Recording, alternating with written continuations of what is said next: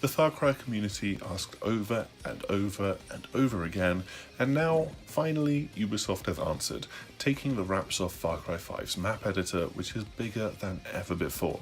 That certainly sounds hyperbolic, but it really isn't. The arcade, as it is now known, includes everything from Far Cry 5 to play around with. Then there's the stuff from the older Far Cry games, including the likes of Blood Dragon.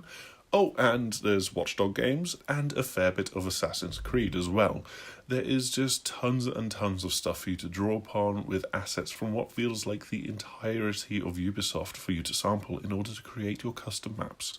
And then there's also a much better way to share and browse these creations.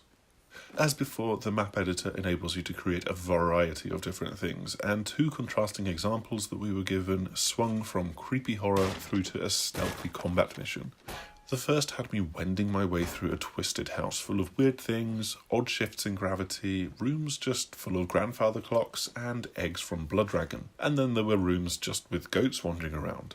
I got a shovel at one point to smash through a barricade, and I was gearing myself up for a couple of jump scares, but in this case none appeared, thank goodness.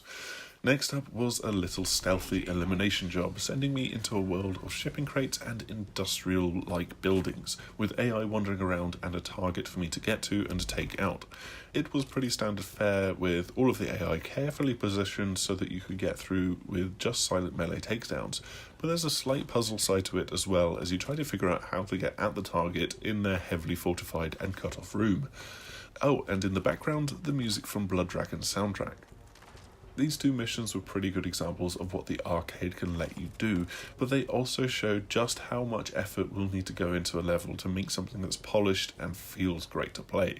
The first mission for me really lacked some atmosphere without a soundtrack running in the background and without any scripted events to double down on this psychological horror vibe.